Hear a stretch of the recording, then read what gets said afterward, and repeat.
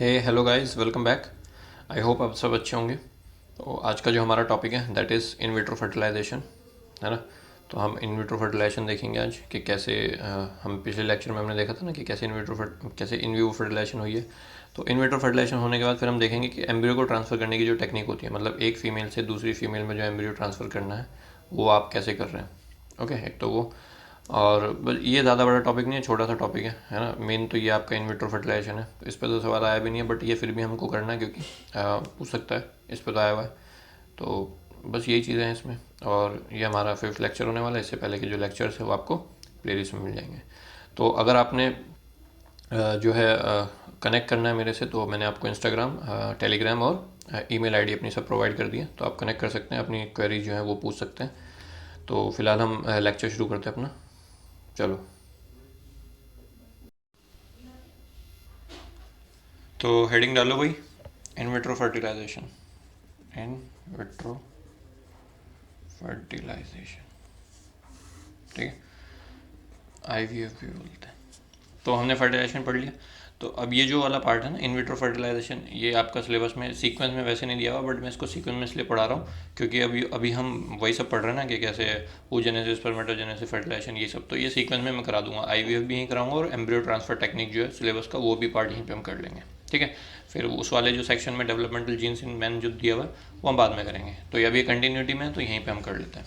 Okay, तो सबसे पहला सवाल ये है कि what is in vitro fertilization, मतलब हम इसमें क्या क्या करने जा रहे हैं ये भी मैं आपको बता देता हूँ। तो सबसे पहले हम देखेंगे कि इन विट्रो फर्टिलाइजेशन होता क्या है, किन लोगों को इन विट्रो फर्टिलाइजेशन की ज़रूरत पड़ती है। ये तो आपको भी पता होगा किन लोगों को पड़ती है ज़रूरत, मतलब जिनमें नेचुरल फर्टिलाइजेशन नहीं हो पाता उन्हीं में आप इन विट्रो करेंगे ना, मतलब बॉडी से बाहर करेंगे। और क्या प्रोसीजर होता है इसका इन विट्रो का, वो मैं बताऊँगा। और फिर इन विट्रो फर्टिलाइजेशन के अलावा इसकी कुछ वेरिएंट्स हैं, उनके बारे में मैं आपको थोड़ा बताऊँगा। तो उस तरह से हम इन विट्रो कंक्लूड कर देंगे।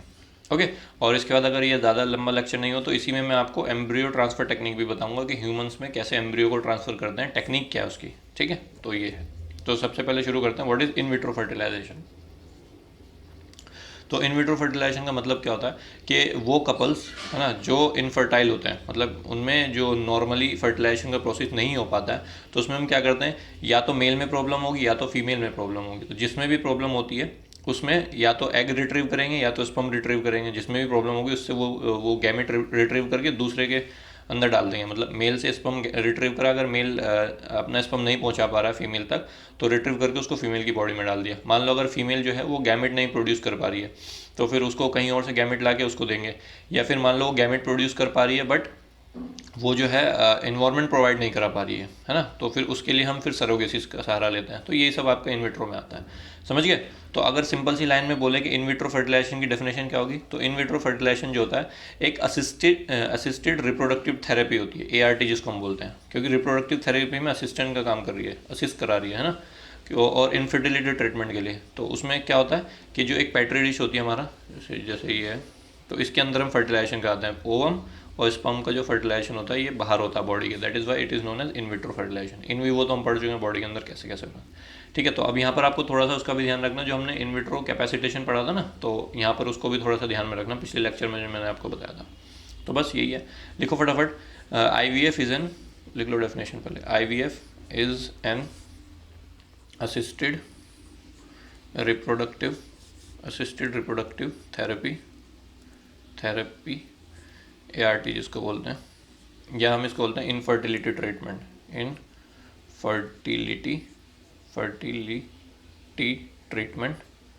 फर्टिलिटी ट्रीटमेंट इन विच क्या होता है इसमें, एग्स और स्पर्म, ठीक है। एग्स एंड स्पर्म लिख लो दोनों, ठीक है। Eggs and sperm are retrieved. तो मेनली इन विट्रो में तो एग भी और स्पर्म भी दोनों को बॉडी से बाहर ला के बाहर फर्टिलाइजेशन कराते हैं, लेकिन इसके जो वेरिएंट्स है उसमें क्या होता है कि अगर फीमेल बॉडी में ही डायरेक्ट हम डालते हैं तो उसको भी हम इन विट्रो बोलते हैं, अभी मैं बताऊंगा वो भी, ठीक है। तो इसमें तो हम दोनों एग और स्पर्म दोनों को बाहर ला के फर्टिलाइज कर रहे हैं। तो treatment in which eggs and sperm are retrieved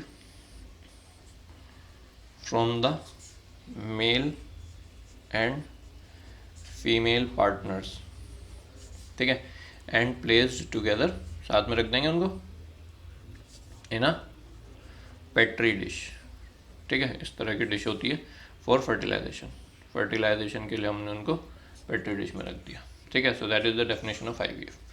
तो अब जब फर्टिलाइजेशन के लिए रख दिया तो अब क्या होगा, इसमें जाइगोट बनेगा, है ना। फिर जब जाइगोट बनेगा तो जाइगोट जो है 1 सेल 2 सेल 4 सेल ऐसे डिवाइड करेगा। तो जब वो डिवाइड कर रहा था फिर हम उसको उठा के वापस से फीमेल की यूट्रस में डाल देते हैं ताकि डेवलपमेंट जो है वो बॉडी के अंदर हो, ठीक है। तो फर्टिलाइजेशन बॉडी के बाहर हो रहा है बट डेवलपमेंट बॉडी के अंदर हो रहा है ना। तो ये लाइन भी आप लिख लो।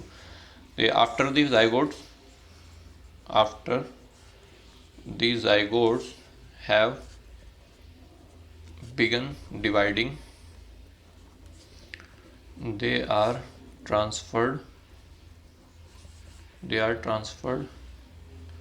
into the female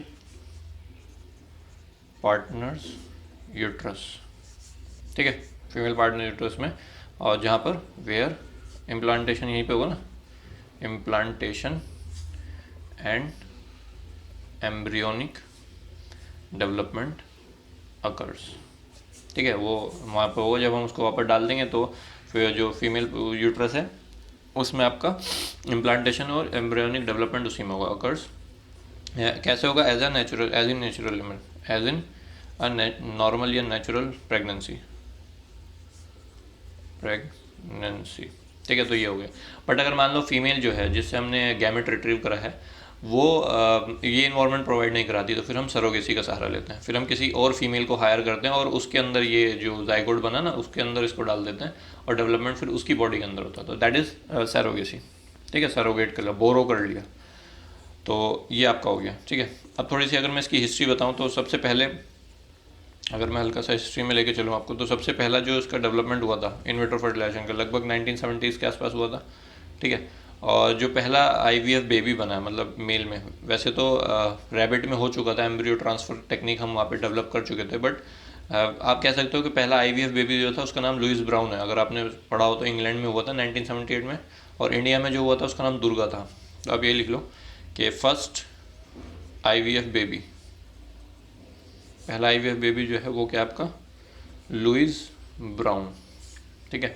ये आपका बॉर्न इन इंग्लैंड इन 1978 और उसी साल इंडिया में हो गया। तो सेकंड आईवीएफ बेबी जो था, सेकंड आईवीएफ बेबी वो इंडिया में हुआ। सेकंड आईवीएफ बेबी वैसे वर्ल्ड में था but first in India, India का पहला, फर्स्ट इन इंडिया।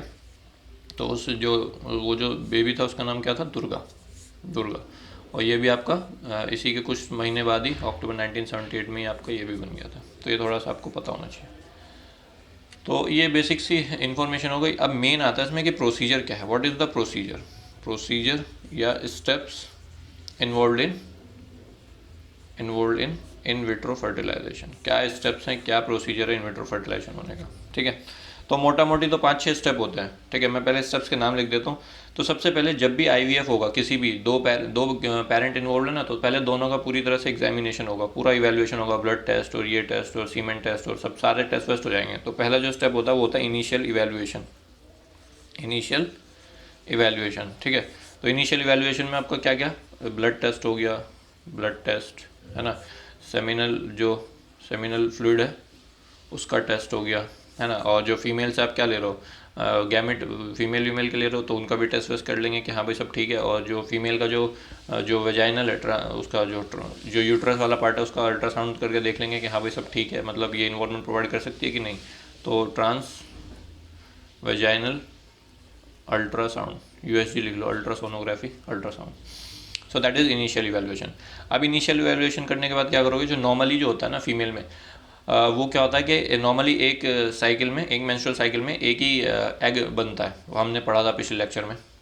बट यहाँ पर हम क्या करेंगे, हमको नेचुरली तो नहीं जाना है, तो हम नेचुरल जो हार्मोनल साइकिल चल रही है ना फीमेल की, उसको रोक के एक आर्टिफिशियल साइकिल चलाएंगे। मतलब हम अपनी तरफ से हार्मोनल वो करेंगे ताकि एक से ज़्यादा एग प्रोड्यूस हो, क्योंकि एक एग अगर उसका होगा तो एक एग का स्पर्म के साथ फर्टिलाइजेशन होने के चांसेस कम होते हैं। तो हम क्या करेंगे, मल्टीपल एग्स प्रोड्यूस कराते हैं फीमेल बॉडी से, तो वो हम ओवेरियन स्टिमुलेशन करते हैं उसमें। तो दैट इज़ थर्ड स्टेप। पहले सेकंड स्टेप में हम क्या करेंगे, suppression of the natural hormonal cycle, ठीक है। तो जो फीमेल में नेचुरल हार्मोनल साइकिल चल रही है उसको सप्रेस करेंगे। तो सप्रेशन ऑफ नेचुरल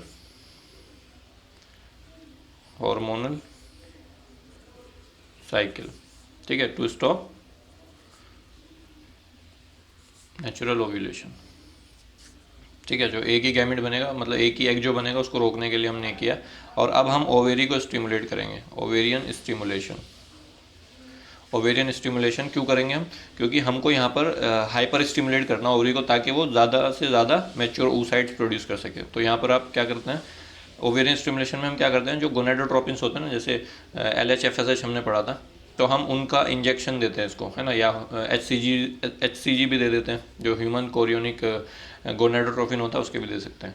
तो वो क्या करता है, हाइपर स्टिमुलेट कर देता है ओवरी को, जिससे ओवरी जो होती है ज़्यादा मतलब मल्टीपल मैच्योर oocyte प्रोड्यूस करती है। तो आप ओवेरियन स्टिमुलेशन में लिख लो कि गोनेडोट्रोपिन्स वही LH, FSH या HCG भी लिख सकते हो, ह्यूमन कोरियोनिक गोनेडोट्रोपिन, इसकी फुल फॉर्म है HCG की।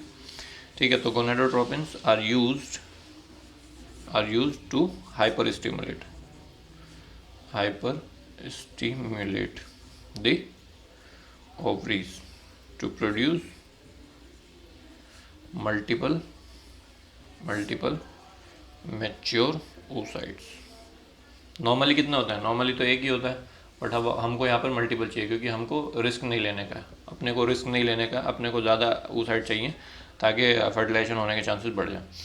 सो दैट इज़ दिस। ठीक है, उसके बाद क्या होगा कि तीसरे स्टेप में हमने ओवेरी को स्टिमुलेट कर दिया। अब जब ओवेरी स्टिमुलेट कर दी तो उसने एग जो है वो प्रोड्यूस करे, तो अब हम उन एग जो इसने प्रोड्यूस करे उनको रिट्रीव करेंगे। तो नेक्स्ट स्टेप होता है कलेक्शन ऑफ oocyte या एग रिट्रीवल।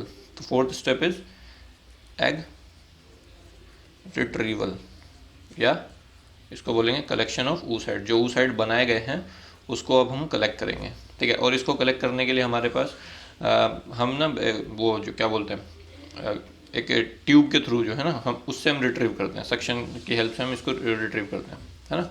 तो ये आपका हो गया। तो इसमें अगर कुछ लिखना है, इसमें आप लिख लो कि जो एग रिट्रीवल होता है ना, ये आपका जैसे आपने जब ये इसका इंजेक्शन दे दिया, मान लो LH दे दिया, FH दे दिया या HCG दे दिया, तो मान लो जब HCG का इंजेक्शन दिया ना, तो इसको इंजेक्शन देने के लगभग 36 आवर्स बाद जो होता है हम एग रिट्रीव करते हैं, समझ गए। और एग को ऐसे रिट्रीव नहीं कर सकते, पेनफुल होता है, तो थोड़ा आप एनेस्थीसिया दे के रिट्रीव करते हैं।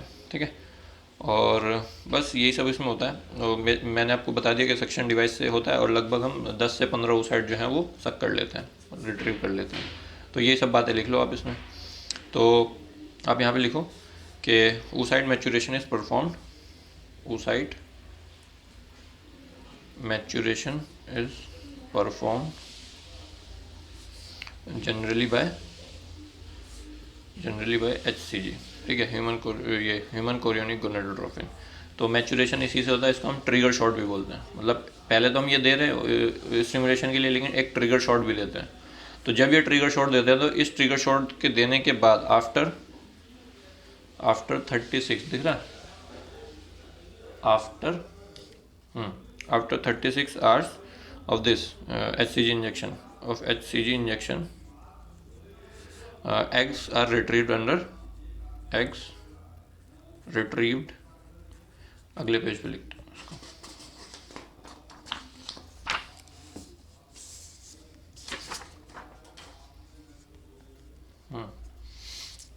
एग्स रिट्रीव्ड, कहाँ से रिट्रीव करोगे, क्या हमने यहाँ पे क्या लिखा था, eggs retrieved under short general anaesthesia. ठीक है, एक जनरल एनेस्थीसिया देके हम उसको निकालते, दिख रहा हो, हमने ऊपर लिख दिया, हाँ अब दिख रहा होगा। सो एग्स आर रिट्रीव्ड, तो एग्स रिट्रीव कर लिए। अब हम क्या करेंगे, जो एग रिट्रीव गए हैं तो उन फॉलिकल्स में से जो एग है मेनली उनको बाहर ले लेंगे। अभी तो ये oocyte था, तो इस oocyte के अंदर जैसे हमने पढ़ा था ना, ये oocyte है तो इसके अंदर ऐसे फॉलिकल से घिरी हुई होती है।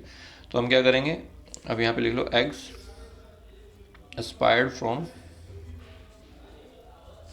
follicles through needle connected with suction device। ठीक है, तो हम ऐसे मान लो ये फीमेल की जो वो है, तो यहाँ से हम जो ओवरी है, अभी मैं इसको चलो डायग्राम में दिखा दूंगा तुम्हें। ठीक है, तो ये हो गया आपका। तो यहाँ पर हम लगभग, मैंने क्या बोला, यूजुअली 10 से 15 जो oocyte है वो हम एस्पायर करते हैं, एस्पायर्ड। ठीक है, बस, और फिर इनको निकाल लेते हैं फेस में कि इनकी मॉनिटरिंग करते हैं, फिर जिनमें से जो बेस्ट होते हैं, मतलब इनमें से जो बढ़िया होता है, फिर उसको फर्दर हम लेके चलते हैं आगे फर्टिलाइजेशन के लिए। सो दैट वाज दी कितने स्टेप हो गए थे, 4। Egg retrieval. 5वां स्टेप होता है collection of sperm. Collection of sperm. अब स्पर्म भी तो कलेक्ट करना है, तो स्पर्म कलेक्शन के लिए क्या करोगे, जब हम ये एग को रिट्रीव कर रहे होते हैं ना, उससे 2 घंटे पहले हम स्पर्म का कलेक्शन करते हैं, क्योंकि ज़्यादा पहले नहीं करते, सिर्फ 2 आवर पहले करते हैं। बट अगर आपके पास फ्रोजन स्पर्म है तो वो एक अलग चीज़ हो जाती है, बट जनरली हम 2 घंटे पहले करते हैं। और फिर इनका वही करेंगे कि वॉशिंग करेंगे, है ना, और इसमें से जो हेल्दीएस्ट होगा उसको सेलेक्ट करेंगे। मतलब मैंने आपको बताया था ना, रेशियो 75,000:1 की रेशियो में हम रखते हैं इनको। तो ये सब करके उसका फिर कैपेसिटेशन वगैरह कर कुरा के, तो ये पूरा कलेक्शन ऑफ स्पर्म में आ जाएगा। तो बस यहाँ पे 2 लाइन लिख लो, वैसे आपको पता ही है कैसे collection of sperm. Semen sample collected, semen sample collected 2 hours before egg retrieval. ठीक है, तो एग रिट्रीवल से 2 घंटे पहले। और these sperm undergo sperm washing to select, इसमें से हमें क्या सेलेक्ट करना है, to select the healthiest one, healthiest HELTHIEST, healthiest and most active sperm, ठीक है। और बेसिकली यहाँ पे हम कैपेसिटेशन भी परफॉर्म कर देते हैं, ठीक है, तभी तो आपका फर्टिलाइजेशन होगा। और अगर मान लो सीमेन में स्पर्म ही नहीं आया, मान लो मेल जो है वो ओलिगोस्पर्मिक है या एजोस्पर्मिक है, तब हम दूसरे मेथड पे जाएंगे, ठीक है। तो वो मैं आपको बताऊंगा अभी कैसे। तो फिलहाल आपने कलेक्शन कर लिया स्पर्म का। देखो, सबसे पहले इवैल्यूएशन करा, फिर जो नेचुरल साइकिल चल रही थी उसको सप्रेस करा, फिर ओवेरी को स्टिमुलेट करके एग निकाले, फिर स्पर्म निकाले, मतलब स्पर्म का कलेक्शन करा। अब स्पर्म भी आ गया, एग भी आ गया, तो अब क्या करोगे, अब अगले स्टेप में आप क्या करोगे, फर्टिलाइजेशन कर दोगे, फर्टिलाइजेशन, ठीक है, क्योंकि दोनों मिल गए तो फर्टिलाइजेशन करना ही पड़ेगा। तो फर्टिलाइजेशन के लिए आप क्या करोगे, फर्टिलाइजेशन में मैंने आपको बताया था कि इंक्यूबेट कर देंगे इस रेशियो में 75,000 of the sperm is to 1 egg for 18 hours. ये मैं बता चुका हूँ पिछले लेक्चर्स में। तो 18 घंटे के लिए करेंगे, और फिर इसके बाद क्या होगा, एम्ब्रियो डेवलपमेंट होना शुरू हो जाएगा, एम्ब्रियो डेवलपमेंट, ठीक है। तो फर्टिलाइजेशन हो गया, एम्ब्रियो डेवलपमेंट हो गया। तो एम्ब्रियो डेवलपमेंट मतलब पहले जाइगोट बनेगा, डे 1 की अगर मैं बात करूँ तो डे 1 में क्या होगा, जाइगोट बना सिंगल सेल, फिर उससे क्या बनेगी, 2 सेल स्टेज आ जाती है। तो पहले दिन में 2 सेल स्टेज बनती है। ऐसी डे 2 की अगर मैं बात करूँ तो लगभग डबल हो जाता है, सेल 4 सेल बन जाती हैं, 4 सेल स्टेज। और वैसे फिर मैं अगर डे 3 की बात करूँ तो 8 सेल स्टेज बन जाती है। ऐसे होते होते डे 5 तक जब आता है तो अच्छा खासा 200 से 300 सेल का बन जाता है, ठीक है। तो ये सब इसका डेवलपमेंट हो जाएगा फर्टिलाइजेशन होने के बाद। एंड देन लास्ट हमारा स्टेप होता है, फर्टिलाइजेशन हो गया, अब इसको उठा के क्या करना है, ट्रांसफ़र करना है फीमेल के अंदर, ठीक है। तो नेक्स्ट आता है आपका एम्ब्रियो ट्रांसफ़र। क्या आता है, एम्ब्रियो ट्रांसफ़र, ठीक है। तो एम्ब्रियो ट्रांसफ़र आपका परफॉर्म कराया जाता है जनरली 2 या थर्ड डे, मतलब या तो 2 स्टेज में भी कर देते हैं कुछ केसेस में 4 स्टेज में भी करते हैं, कुछ में 8 में भी, कुछ में ज़्यादा भी। तो वो डिपेंड करता है कि जितनी स्टेज पे कर रहे हैं उसी हिसाब से उसका नाम होता है। 8 तक उसका नाम कुछ और होता है, 8 से ज़्यादा करते हैं तो कुछ और होता है। अभी मैं आपको आगे बताता हूँ। तो एम्ब्रियो ट्रांसफर में आप यही लिख लो कि it may be performed on day 1, 2, 3, है ना, किसी भी मतलब डे पे जनरली। तो जनरली आप यहाँ पे लिख लो, generally 2 to 8 celled stage. Generally ऐसे होता है, बट हमेशा ऐसे नहीं होता, केसेस टू केसेस डिपेंड करता है। तो जनरली 2 से सेल स्टेज जो होती है ना हमारी, यहाँ से 2 सेल 8 सेल, तो मतलब इसी के बीच में हम कर लेते हैं। But it all depends on the case to case. तो ये एम्ब्रियो ट्रांसफर, ये तो हमारा डिटेल में भी है ना, अगला टॉपिक यही है, एम्ब्रियो ट्रांसफर टेक्निक। तो ये तो हम डिटेल में भी करने जा रहे हैं, ठीक है। तो इतना आपको समझ में आ गया। अब अगर मैं इसको एक डायग्राम से आपको समझाऊँ तो आपको क्या समझ में आएगा, तो देखो मैं एक डायग्राम के थ्रू इसको और बता देता हूँ। दिख रहा है? तो देखो, यहाँ पे मैं पहले ओवरी बना देता हूँ एक, तो पूरा बना देते हैं। तो ये आप कैसे बना लो, ठीक है। ये एंडोमेट्रियम लाइनिंग बना दी मैंने, और यहाँ से आपका ये ओवरी पकड़ा दो इसको, और यहाँ से भी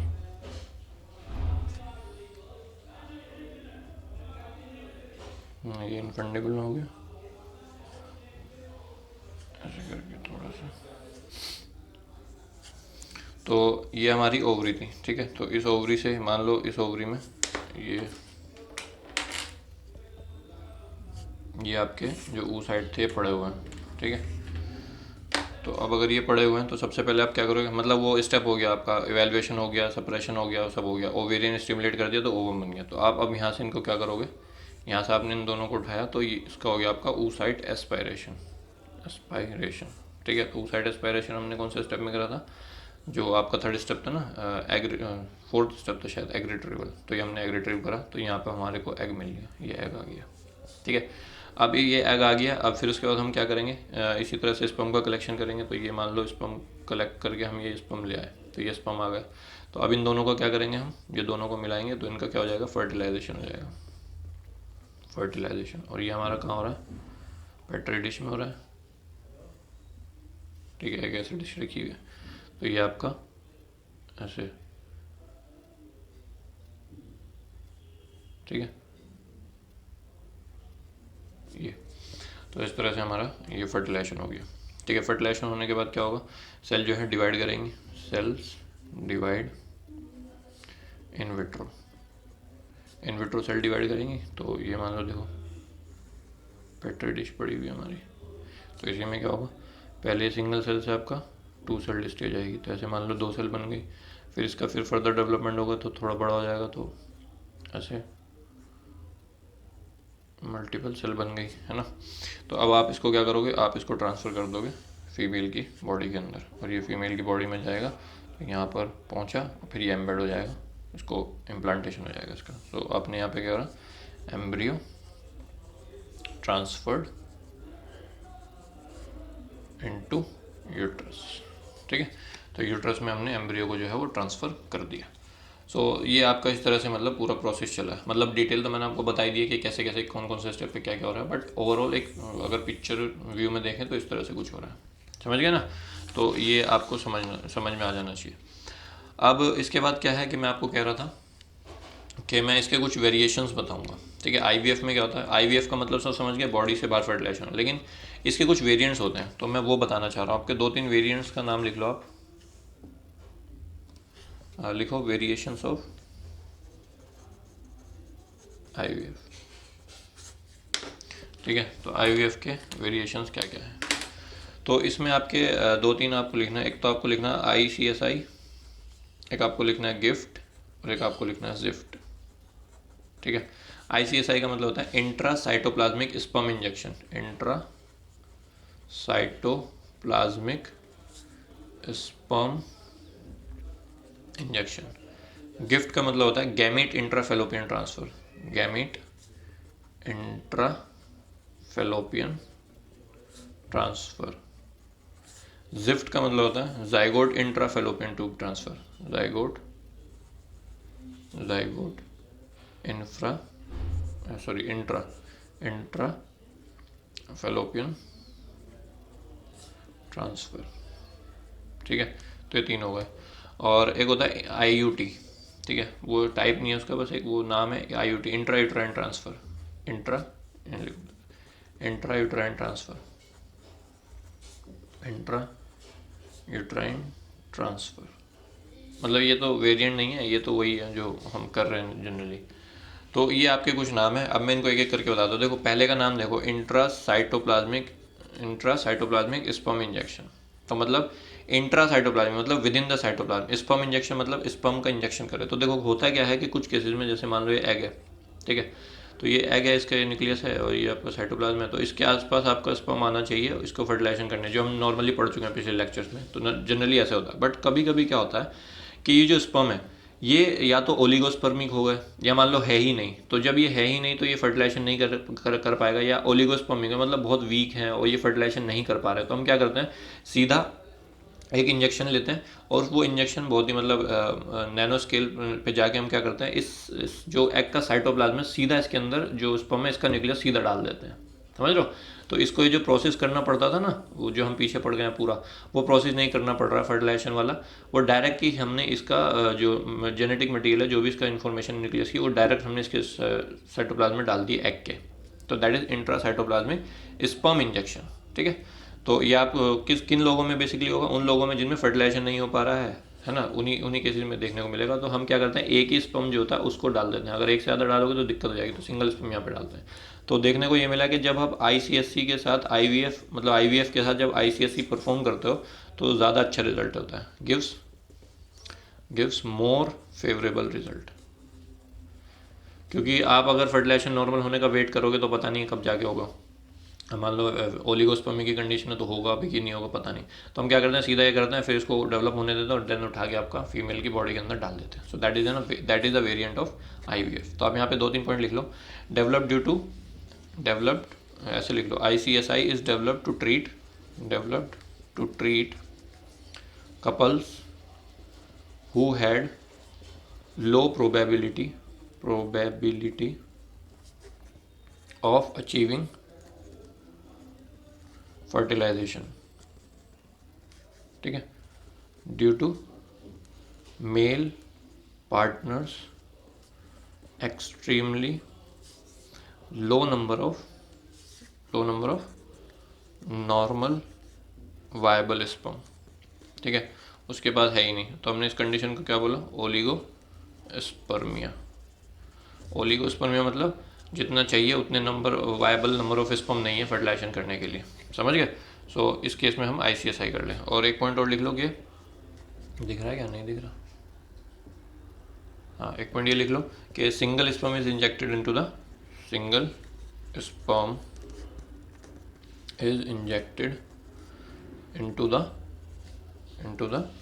साइटोप्लाज्म ऑफ द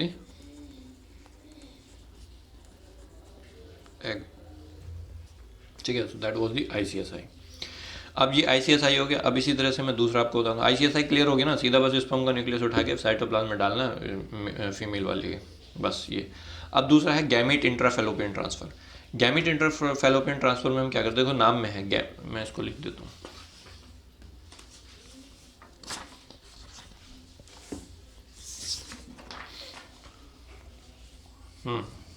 तो second is gamete intrafallopian transfer, gift मिलेगा भाई यहाँ पे, ठीक है। तो गिफ्ट में क्या होगा, गिफ्ट में देखो, अब देखो नाम में है गैमेट, तो गैमेट तो मेल भी हो सकता है फीमेल भी हो सकता है ना, तो गैमेट तो कुछ भी हो सकता है। इंट्राफेलोपियन ट्यूब, तो फेलोपियन ट्यूब कौन सी होती है, यही जो ओवरी से निकली हुई होती है ना आपकी, ये आपकी फेलोपियन ट्यूब है, ये ऐसे करके जो होती है ये फेलोपियन ट्यूब है। तो इसी के अंदर आपके गैमेट पहुंचाना है, ठीक है, इसी के अंदर, तो इंट्रा हो जाएगा ना, intra with in this tube.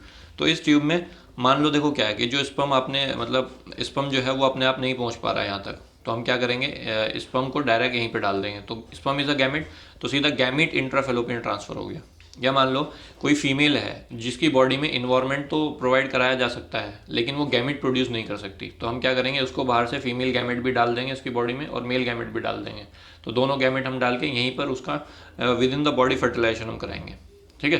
तो कभी कभी क्या होता है कि जो स्पर्म यहाँ से एंटर करना चाह रहा है ना, तो यहाँ पर सर्वाइकल या इम्यूनोलॉजिकल फैक्टर्स होते हैं कुछ जो स्पर्म को नहीं पहुँचने देते यहाँ तक, तो उसकी प्रॉब्लम को भी दूर कर देता है जब हम डायरेक्ट आपका स्पर्म डाल देते हैं, समझ गए। तो 2 केसेस आपको समझ में आ गया होगा। तो आप यहाँ पे यही लिख लो बस कि एग या स्पर्म दोनों में से कुछ भी, जो भी कंडीशन है, are injected into the oviduct, ठीक है। इसको फेलोपियन ट्यूब को हम ओविडक्ट भी बोलते हैं ना, तो ये हमने कर दिया। और कब यूज़ करा जाओगे, जब फीमेल का गैमेट नहीं प्रोड्यूस कर सकती या मेल का जो स्पर्म है वो नहीं पहुंच पा रहा। तो used when female can not produce gamete but can provide the environment for fertilization. वही जो मैंने आपको बोला, मैंने वही लिखा है, मतलब गैमेट प्रोड्यूस नहीं कर सकती बट फर्टिलाइजेशन प्रोवाइड करा सकती, इन्वायरमेंट प्रोवाइड कर सकती फर्टिलाइजेशन की। और कहाँ यूज़ कर सकते हो, also used where infertility is due to, किस वजह से हो रही है कि इनमें यहाँ पे मतलब कुछ फैक्टर्स हैं सर्वाइकल या इम्यूनोलॉजिकल फैक्टर, वो इसको आगे बढ़ने नहीं दे रहे हैं स्पर्म को, ठीक है। तो also used where infertility is due to cervical और immunological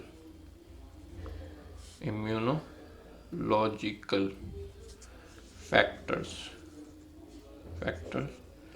that prevent the sperm reaching oocyte, ठीक है, उस साइड तक पहुँचना है। कहाँ पे? इन ओविडक्ट। तो कि फर्टिलाइजेशन तो ओविडक्ट में ही होता है ना आपका, फिर उसके बाद फर्टिलाइजेशन होने के बाद जब सेल डिवाइड होती है फिर वो यूट्रस में आता है, फिर उसका इम्प्लांटेशन होता है यूट्रस में। ठीक है, तो ऐसा चल रहा होता है माहौल। सो दैट इज़ द गिफ्ट, है ना। और आप ये पॉइंट भी लिख लो कि फर्टिलाइजेशन आपका नेचुरल होता है with in the female body. तो आप यहाँ पे एक पॉइंट और लिख लो, हेयर मतलब इसमें गिफ्ट में fertilization occurs naturally within the female body के अंदर होता है अपने आप। ठीक है, so that was the GIFT. और तीसरा आपका आ जाता है, मैंने तीसरा आपको बताया था जिफ्ट। क्या होता है? जिफ्ट क्या है? देखो, इसमें गैमीट था तो इसमें जाइगोट हो जाएगा, जाइगोट इंट्रा फेलोपियन ट्रांसफर, है ना। अब हम क्या करेंगे इस केस में, देखो जब आप ये आपका जो जाइगोट था डिवाइड हो रहा था, मान लो ये आपका डिवाइड हो गई 8 सेल था ना, अप टू 8 ब्लास्टोमेयर्स। तो 8 ब्लास्टोमेयर्स तक जो होता है उसको हम अर्ली एम्ब्रियो बोलते हैं, अर्ली एम्ब्रियो। ठीक है, और इसी को हम जाइगोट भी बोल देते हैं। वैसे जाइगोट तो आपका फर्स्ट सेल होती है, बट इसी को हम जाइगोट भी बोल देते हैं। तो जब 8 सेल तक, अप टू 8 सेल तक जो जाइगोट होता है, जो अर्ली एम्ब्रियो होता है, जब उसको डायरेक्टली आप उठा के फेलोपियन ट्यूब में डाल देते हैं तो उस प्रोसेस को हम बोलते हैं जिफ्ट। आपने इसको कहाँ पे डाला? फेलोपियन ट्यूब में डाला।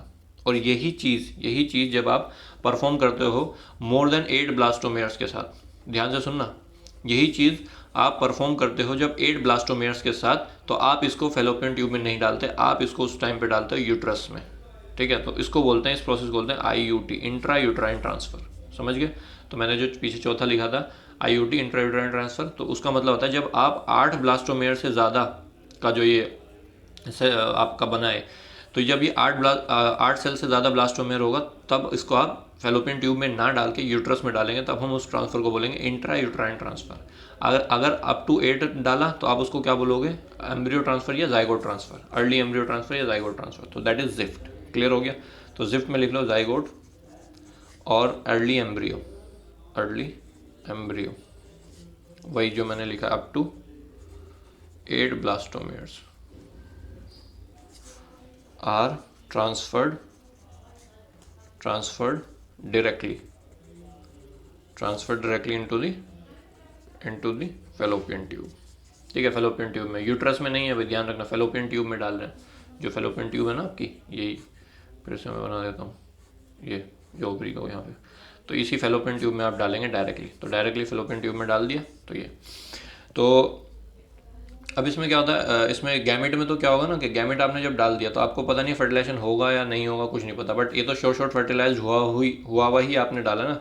तो फिजिशियन जो होता है ना, इसको अच्छे से ऑब्जर्व कर पाता है कि हाँ भाई अब क्या चल रहा है, फर्टिलाइजेशन तो हो चुका है, अब उसके बाद क्या चल रहा है। तो दिस इज मोर मतलब कह सकते हो ज़्यादा अच्छा है as compared to the GIFT, क्योंकि इसमें आपका शॉर्ट फर्टिलाइजेशन हो चुका है। ठीक है, तो ये लिखना चाहो तो लिख लो कि the location where fertilization occurs and physician is able to observe the confirm fertilization. ठीक है, और बस यही आपके मैंने बताने थे, ये मैंने बता दिया। अच्छा, अगर आपसे कोई पूछे कि बताओ भाई सक्सेस रेट क्या है IVF का, तो आप क्या बोलोगे? आप बताओ सक्सेस रेट, अगर आपसे पूछे कि IVF का सक्सेस रेट क्या है, तो आप बोलो कि IVF जो होती है ना, मतलब अच्छे से यूज़ तो की जा रही है, जहाँ पे नॉर्मल प्रेगनेंसी में बेबी प्रोड्यूस नहीं हो पा रहा है वहाँ पे यूज़ की जा रही है, लेकिन इसका जो सक्सेस रेट है ना वो ज़्यादा अच्छा देखने को मिला है अंडर 40।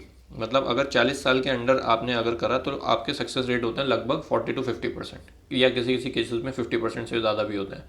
बट अगर आपने इसको जैसे ही 35 से ज़्यादा करा, मतलब 35 to 40 30% हो जाता है, फिर 40 के बाद तो 5 से 10% ही रह जाता है। समझिए? तो सक्सेस रेट इस चीज़ पर डिपेंड करता है कि जो फीमेल की जो एज है वो कितनी है, सबसे पहली चीज़। उसके अलावा और भी बहुत सारे फैक्टर होते हैं, इम्यूनोलॉजिकल फैक्टर और 1000 फैक्टर और होते हैं, but most important is the age of the female. समझ गए? तो बस आप यहाँ पे सक्सेस रेट में 2 लाइन लिख लो और फिर लिमिटेशन में 2 लाइन लिख देना जो मैंने आपको बोली है। सक्सेस रेट ऑफ IVF, तो आप यहाँ पे लिखो कि ART is widely used with impressive success rate. लिखो यहाँ ART is widely used with impressive success rate. ठीक है, which is higher than the normal pregnancy. ठीक है, नॉर्मल प्रेगनेंसी से ज़्यादा सक्सेस रेट है इसका, नॉर्मल प्रेगनेंसी। और कब? When women is less than 40 years. तो ये आपका सक्सेस रेट में एक पॉइंट आ गया। फिर लिमिटेशन में भी एक पॉइंट लिख दो कि आईवीएफ की क्या लिमिटेशंस होती हैं। तो लिमिटेशन में आप लिख दो कि success rate depends on the age of the female partner. Success rate depends on the age of female. तो अगर मैं आपको जो बोल रहा था वो मैं अगर लिखूं कि अगर लेस देन 35 एज है तो आपके सक्सेस रेट कितने 40 to 50% है, ठीक है। और अगर 35 to 40 ईयर की फीमेल है तो सक्सेस रेट आपके लगभग 30% हो जाते हैं। और अगर मोर देन 40 है तो यही सक्सेस रेट 5 से 10% रह जाता है, ठीक है। तो ये इंपॉर्टेंट फैक्टर है, समझ गए। तो पहली लिमिटेशन तो ये होगी। दूसरी लिमिटेशन ये कह सकते हो कि इसमें ना मल्टीपल बर्थ के भी चांसेस हो जाते हैं। जब आईवीएफ करते हैं तो उसमें मतलब मल्टीपल बेबी भी डिलीवर हो जाते हैं। तो ये भी प्रॉब्लम मतलब लिमिटेशन ही हो गई ना, किसी को एक ही बेबी चाहिए और 2 हो गए, मतलब डबल फर्टिलाइजेशन हो गया। So chances of multiple birth, so that is this, ठीक है। तो कंक्लूजन में आप क्या लिख दोगे? कंक्लूजन में भी एक लाइन लिख लेते हैं ना कि ART is very widely use, मतलब IVF is widely use for those parents which do not produce child by the natural mode. So they took help of the process of IVF and मतलब वही है, हो गया कि मतलब IVF के through वो हेल्प लेते हैं और जो चाइल्डलेस पार्टनर हैं वो भी आपके चाइल्ड बियर कर सकते हैं। फिर समझ गए। सो that was all about the IVF। अभी मैं इसमें आपका वो और बता देता हूँ, एम्ब्रियो ट्रांसफ़र टेक्निक, ठीक है। ठीक है, तो एम्ब्रियो ट्रांसफ़र टेक्निक और डाल लो, एम्ब्रियो ट्रांसफ़र टेक्निक। ओके, तो एम्ब्रियो ट्रांसफ़र टेक्निक जो है बेसिकली ह्यूमंस में देखने जा रहे हैं। वैसे तो काफ वगैरह में भी है बट हम ह्यूमन में देखते हैं। तो क्या हो रहा है, एम्ब्रियो हमने अभी पिछले अभी हमने थोड़ी देर पहले देखा ना कि जो एम्ब्रियो है वो बन गया तो अब उसको ट्रांसफ़र कर रहे हैं। तो ट्रांसफ़र करने के देखो एम्ब्रियो ट्रांसफ़र करना क्यों है, तो बेसिकली 2 वजह होंगी। या तो जो फीमेल है उसके पास एग है बट यूट्रस नहीं है, ठीक है। तो उसको जैसे ये फीमेल है तो ये एग तो प्रोड्यूस कर सकती है बट इसके पास मतलब यूट्रस नहीं है या यूट्रस में इन्वायरमेंट नहीं प्रोवाइड कर सकती। किसी फीमेल का यूट्रस निकाल देते हैं ना, कुछ प्रॉब्लम हो जाती है, तो ये एग तो प्रोड्यूस कर सकती है बट इसके पास यूट्रस नहीं है। तो इस फीमेल को ज़रूरत पड़ेगी सरोगेसी की। शी नीड्स सरोगेसी, मतलब किसी और फीमेल को हायर किया जाएगा और फिर वो इसका जो जाइगोट है, मतलब इसका और इसके जो पार्टनर है उसका जो जाइगोट IVF करके हमने किया है या विद इन द बॉडी भी हुआ, तो फिर हम इसका जो एम्ब्रियो इसकी बॉडी में भी अगर बना तो उसको ट्रांसफ़र करेंगे किसी और बॉडी में। तो ऐसा कारनामा, मतलब एक फीमेल बॉडी से दूसरी फीमेल बॉडी में एम्ब्रियो को ट्रांसफ़र करने का कारनामा हमारे डॉक्टर जॉन बस्टर ने किया था, 1983 में ऐसा किया था। तो मैं लाइन लिखवा दूंगा। तो ऐसा मतलब सरोगेसी इन लोगों को चाहिए। दूसरी वो वुमेन होती हैं जिन वुमेन में एग प्रोड्यूस नहीं हो सकता लेकिन वो उनके पास यूट्रस है, मतलब इस वाली वुमेन के पास यूट्रस है बट एग नहीं है, मतलब इसकी बॉडी एग प्रोड्यूस नहीं कर सकती बट यूट्रस तो है। तो ये क्या करती है, इनको क्या चाहिए, दे नीड्स एग डोनर, इनको आप एग डोनर चाहिए, ठीक है। तो किसी और फीमेल से ये एग कोई और फीमेल अपना एग डोनेट करेगी। जैसे स्पर्म डोनर होता है ना, वैसे एग डोनर भी होते हैं, मतलब ये ज़्यादा चलन में नहीं है बट एग होता है ऐसा भी। तो दे नीड्स एग डोनर, तो इनको एग डोनर मिलेगा तो इनकी बॉडी में एग आ गया और एग के साथ फिर फर्टिलाइजेशन होगा और फिर इनके बाद यूट्रस है ही तो ये अपना डेवलपमेंट हो जाएगा। तो ये 2 केसेस ऐसे होते हैं। तो एम्ब्रियो ट्रांसफ़र टेक्निक में क्या होगा आपका कि मैं इसको डेफिनेशन में लिखवा देता हूँ पहले। तो लिखो, embryo transfer is a biotechnique where, लिखो एम्ब्रियो ट्रांसफ़र इज़ अ, अच्छा मैं आपको ये बताना भूल गया कि हम क्या क्या करने जा रहे हैं। तो सबसे पहले हम इसकी डेफिनेशन लिखेंगे, फिर देखेंगे कि क्या क्या होता है। जैसे जो एम्ब्रियो ट्रांसफ़र करना, तो यूट्रस की क्या कंडीशन होनी चाहिए, क्या टाइमिंग होनी चाहिए, क्या प्रोसीजर होना चाहिए, है ना। और जब ट्रांसफ़र हो जाए तो उसके बाद क्या क्या हमें ध्यान रखना, तो ये सब हम करेंगे इसमें, ठीक है। तो लिखो पहले, embryo transfer is a biotechnique where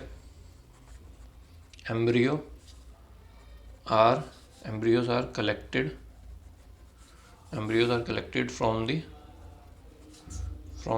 donor, मतलब एक बॉडी से दूसरी body, from the donor female, ये अलग केस, एंड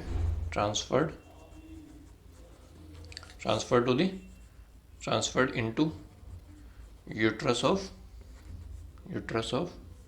recipient, ठीक है।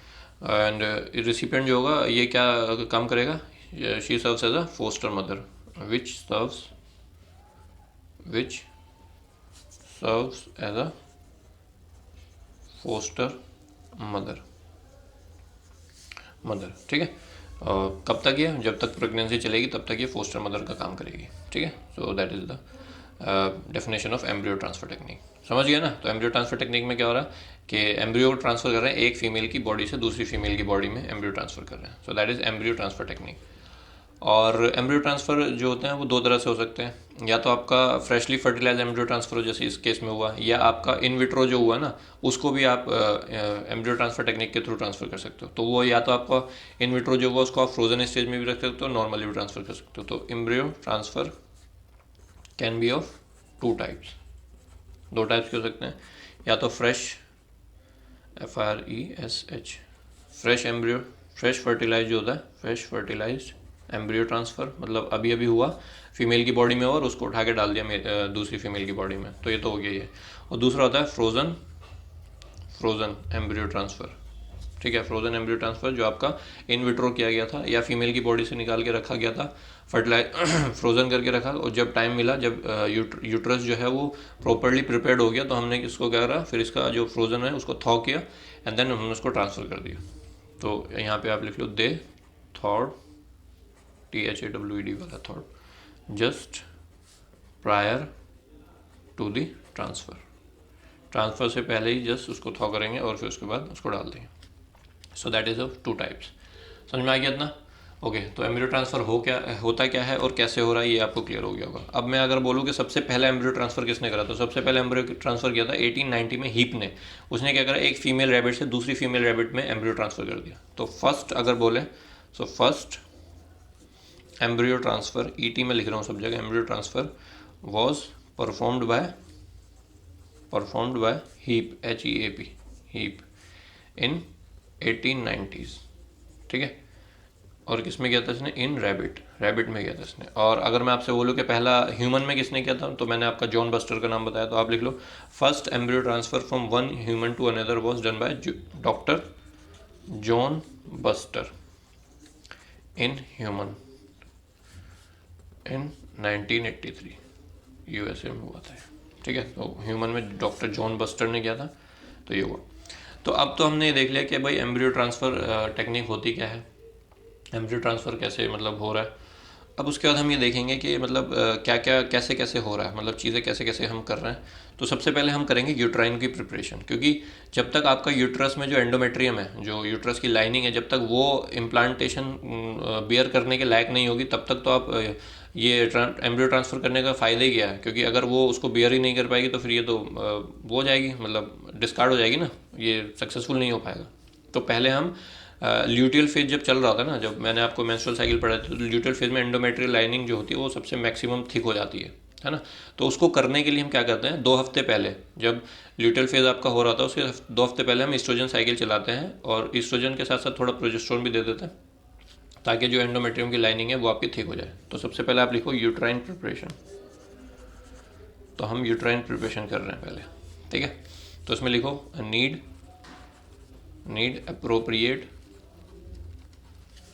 अप्रोप्रिएट यूट्राइन लाइनिंग, जिसको हम एंडोमेट्रियम भी बोल रहे हैं, एंडोमेट्रियम फॉर इम्प्लांटेशन, ठीक है। तो चाहिए, सो इट इज़ डन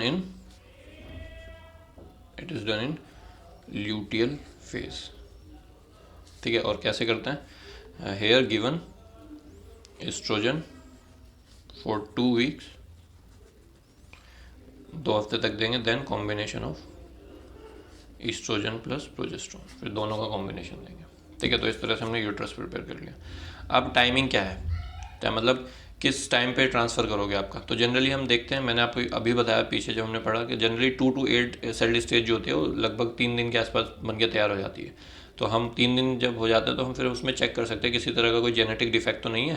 तो वो आपके प्री इम्प्लांटेशन डायग्नोसिस जो होती है ना, उसमें हम ये चेक कर लेते हैं, और फिर जब हमें लगता है कि हाँ भाई ठीक है, तब हम उसको डाल देते हैं। तो टाइमिंग में आप देख लो कि टाइमिंग में हमें क्या लिखना है।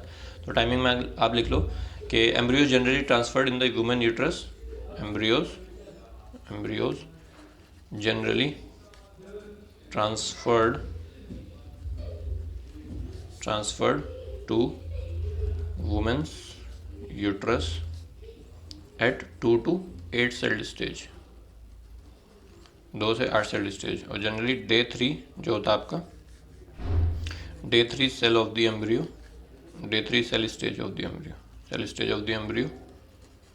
ठीक है, इस डे 3 पे हम क्या चेक कर सकते हैं? Can be checked for genetic defects, can be checked for genetic defects with pre-implantation genetic diagnosis। ठीक है भाई, तो हम genetic diagnosis, pre implantation genetic diagnosis करके हम ये पता लगा लेंगे डे 3 पे कि भाई ये ठीक है, करने लायक है या नहीं है। तो अगर होगा तो हम आगे बढ़ जाएंगे।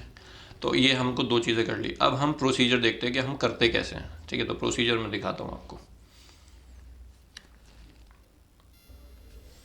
तो प्रोसीजर लिखते हैं। प्रोसीजर तो मैंने आपको बताया कि कैसे हमने एक स्पेकुलम डाल के वेजाइना का वो ओपन करा, फिर क्लीन करा उसको सलाइन से, और फिर कैथेटर से आपका एम्ब्रियो डाल दिया। ठीक है, तो यही मैं लिखता हूँ। Starts by placing a speculum in the vagina to visualize cervix. ठीक है, सर्विक्स देखने के लिए फिर हम क्या करेंगे? इसको देख के उसको क्लीन करेंगे, क्लीन विद सलाइन सॉल्यूशन। ठीक है, सलाइन सॉल्यूशन से उसको क्लीन कर लिया, फिर कैथेटर में एम्ब्रियो लोड करेंगे और डाल देंगे सर्वाइकल कैनाल में। Now catheter loaded with embryos, है ना, inserted through cervical canal to uterine cavity. Cervical canal से होते हुए हम यूट्राइन कैविटी में चले जाएंगे। और यहाँ पे फिर अब क्या करेंगे? एम्ब्रियो को छोड़ देंगे, एम्ब्रियो को डिपॉजिट कर देंगे, और फिर अल्ट्रासाउंड चेक करेंगे कि हाँ भाई सही हुआ कि नहीं हुआ। Then embryos are deposited, embryo deposit होगा तो अब हम क्या करेंगे? एक एब्डोमिनल अल्ट्रासोनोग्राफी करेंगे। अल्ट्रासाउंड किस लिए? टू चेक, टू CHEC के चेक करेक्ट एम्ब्रियो ट्रांसफर जो हमने किया उसका प्लेसमेंट जो है वो सही हुआ है कि नहीं हुआ। तो correct embryo placement.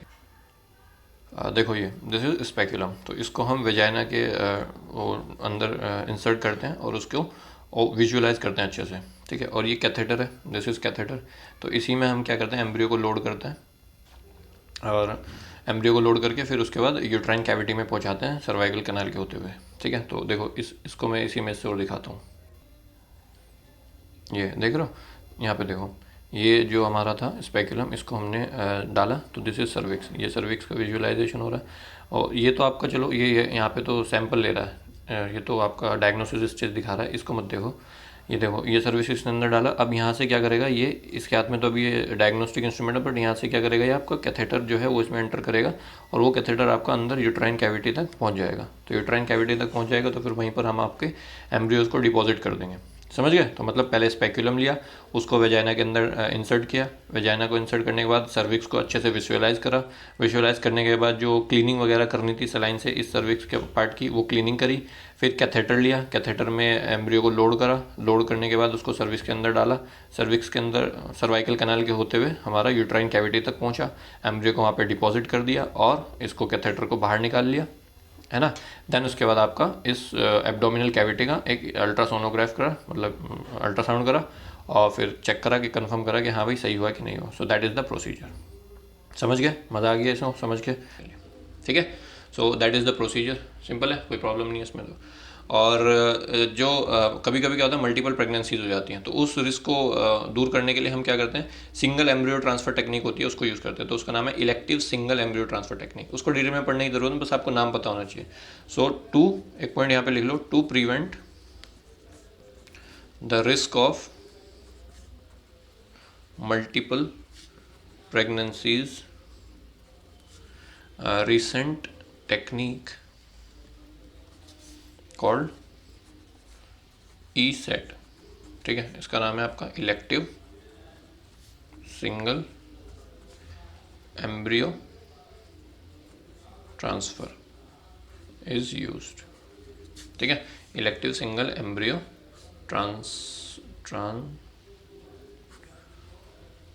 Transfer is used. ठीक है, सो दैट इज़ द उसको मल्टीपल प्रेगनेंसी से बचाने के लिए। अब ये तो हमने कर दिया। अब मान लो ये होने के बाद अब जो पोस्ट ट्रांसफ़र है, मतलब ट्रांसफ़र हो गया, अब उसके बाद कुछ केयर करनी पड़ती है। तो केयर में क्या क्या होता है कि पहले 24 आवर तो बिल्कुल आपको बेड रेस्ट करना है, कहीं नहीं उठना है। ठीक है, और उसके बाद आपका क्या होता है कि अगर मान लो कि अगर क्यों बेड रेस्ट करना है, क्योंकि कभी कभी क्या होता है कि यूट्राइन कॉन्ट्रैक्ट अगर करेगा ना, तो उसकी वजह से इम्प्लांटेशन जो होना है उसके होने में इफेक्ट आ सकता है, कुछ मतलब कुछ एनोमली हो सकती है, तो इसलिए बोलते हैं। और उसके अलावा क्या कर सकते हो कि जो मेडिकेशन डॉक्टर ने बोला है वो मेडिकेशन आपको कंटिन्यू रखनी है, जितनी भी मेडिकेशन आपको दी जा रही है। और बस यही है, यही आपके पोस्ट ट्रांसफ़र केयर में आप लिख लो, पोस्ट ट्रांसफ़र केयर। तो सबसे पहले लिखो कि अच्छा, जब हम एम्ब्रियो ट्रांसफ़र कर देते हैं ना, तो फिर हम एक इंजेक्शन और देते हैं HCG का। वो क्यों देते हैं? क्योंकि जो ओवरीज होती हैं ना, वो ज़्यादा से ज़्यादा प्रोजेस्टेरोन सिक्रेट करती है, क्योंकि और ज़्यादा थिकनिंग जो है एंडोमेट्रियम की वो करने लग जाती है। तो आप यहाँ पे लिख लो कंटिन्यू मेडिकेशन। सबसे पहले तो मेडिकेशन कंटिन्यू करनी है जो भी डॉक्टर प्रिस्क्राइब करेगा। Fully resting advised during first 24 hours of transfer. ठीक है, तो ये हुआ। उसके बाद हाँ, एक HCG इंजेक्शन ऑफ, ये भी लिख लो आप, injection of HCG human chorionic gonadotrophin after embryo transfer. ये दिया जाता है, क्यों दिया जाता है? To help ovaries to produce more progesterone. ठीक है, तो ओवरी ज़्यादा प्रोजेस्ट्रॉन सिक्रेट करें ताकि एंडोमेट्रियम और अच्छे से वो डेवलप हो पाए। तो उसको करने के लिए हम HCG का एक इंजेक्शन भी दे देते हैं। और बस यही सब है पोस्ट केयर डेवलपमेंट में। तो ये पोस्ट ट्रांसफ़र केयर हो गया, तो ये चीज़ें करनी है। तो बस इस तरह से आपका एम्ब्रियो ट्रांसफ़र टेक्निक जो थी ह्यूमन के अंदर जो थी वो मैंने आपको बता दी। अगर फिर भी आपको कोई डाउट है इसमें, मतलब ये कोई ज़्यादा बड़ा टॉपिक नहीं है, इस पर कोई सवाल वाल भी नहीं आया, बट ये सिलेबस में है तो ये करना ज़रूरी था। ठीक है, तो अगर फिर भी आपको कोई डाउट है, अगर आप और डिटेल में चाहते हो, मैंने ज़्यादा मतलब इतना डिटेल में नहीं बताया, बट इतना बता दिया कि अगर सवाल आया तो आप इसको करके आ जाओ। ठीक है ना, फिर भी अगर कोई डाउट है तो आप मुझसे पूछ सकते हैं। और अगर वीडियो पसंद आया तो प्लीज़ चैनल को सब्सक्राइब करें और वीडियो को लाइक करें। Thank you, bye.